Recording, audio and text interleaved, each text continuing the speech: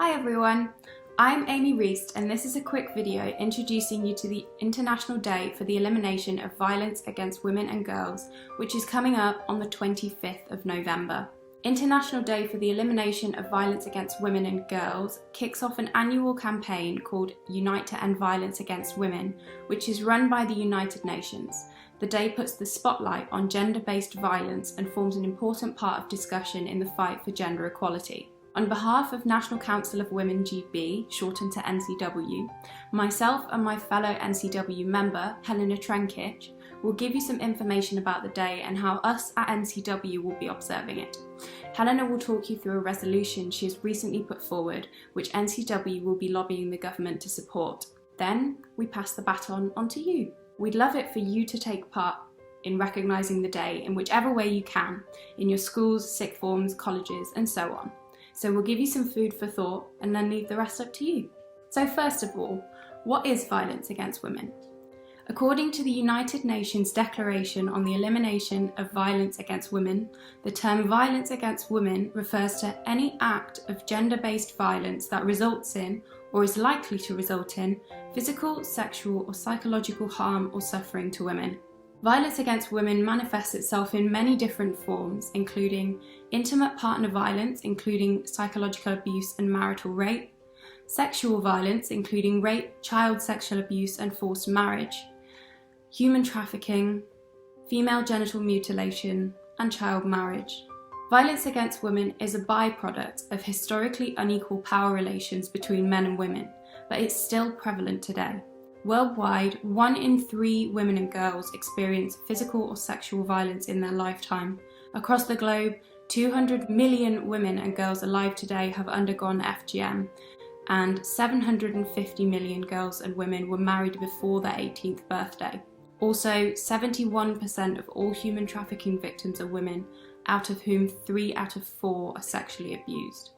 And of course, the pandemic has highlighted the prevalence of domestic abuse and domestic violence, both here in the UK and across the world.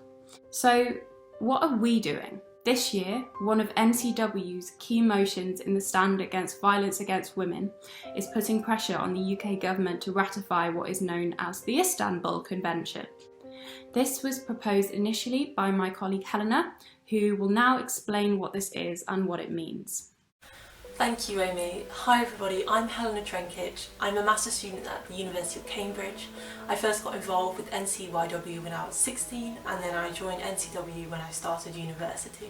So today I'm going to speak to you about the resolution that I proposed to annual conference this year, which is about ratifying the Council of Europe Convention on Preventing and Combating Violence Against Women and Domestic Violence. That's the Istanbul Convention for short. Now, a convention is a formal agreement between states, and the Istanbul Convention is a legally binding one overseen by the Council of Europe.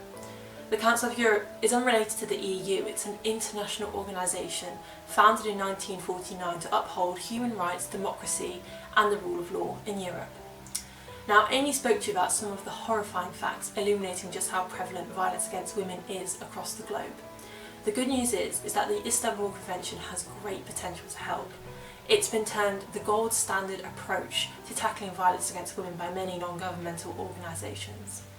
But whilst the UK government signed the convention on the 8th of June 2012, now, 8 years later, it still hasn't been ratified. In other words, it still isn't officially valid. The government has told us that in most respects, the UK already complies with or goes further than the convention.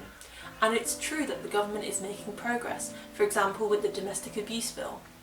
However, the government's own annual reports on progress towards ratification reveal where women and girls still aren't being fully protected, and therefore why the convention can't yet be ratified.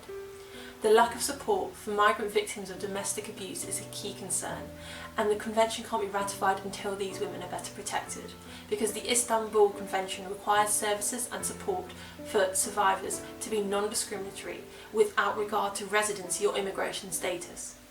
However, refugees in the UK are often forced to turn away some women on particular visas. This is because refugees usually depend financially on getting government housing benefit payments. People who are on certain visas have what's called no recourse to public funds, meaning they're ineligible for these benefits. Shelters therefore can't afford to take them.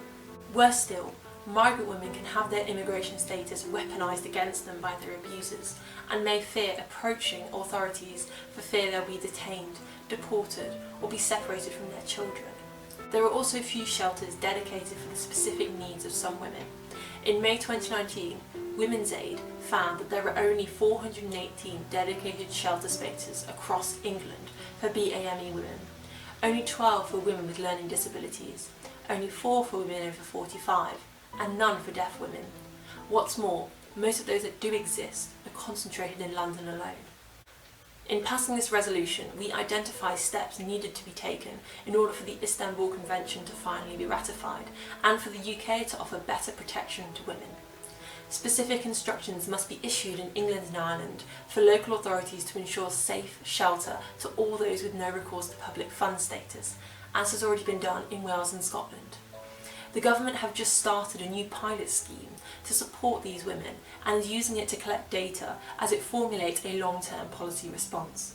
We'll be watching how this develops and we'll be asking the government to implement a long-term plan as soon as possible.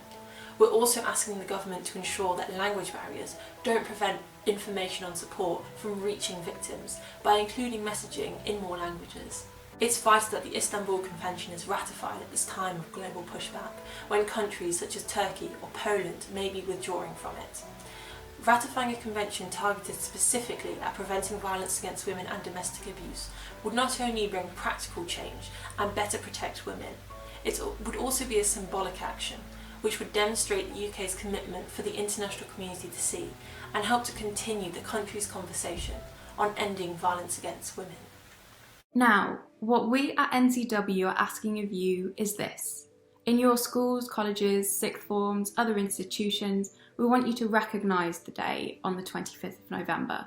We want you to find a way to start the conversation and educate people, because sadly, for such a huge issue, it does often slip under the radar.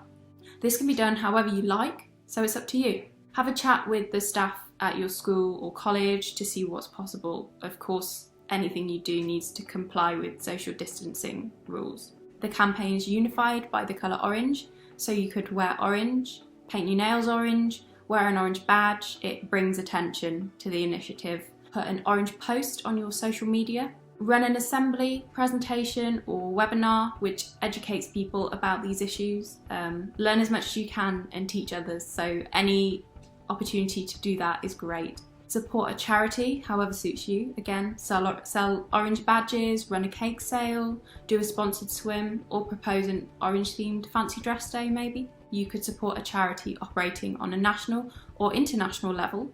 Equally, you could try supporting a women's shelter or food bank just down the road. Local grassroots charities are just as important and do play a vital role in supporting those in your communities. If you choose a local one, you could even ask a representative to deliver a talk in person or via video. Whatever you choose to do, we're looking forward to hearing about it.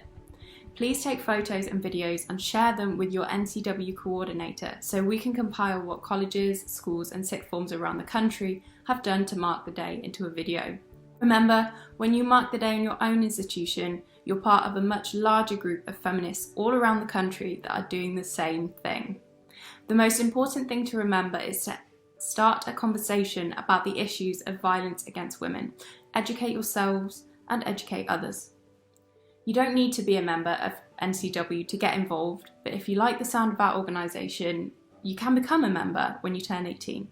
It's an excellent organisation to be a part of, and in joining, you're helping to make a difference in the journey towards gender equality. For more information, you can visit our website, which is ncw.org. You can also find us on social media. Our Facebook page is National Council of Women Great Britain, and our Twitter and Instagram handles are @NCWGB. If you have any questions, feel free to get in touch or via email. That's enough from us. The rest is up to you. We can't wait to see how you choose to mark the day. Good luck!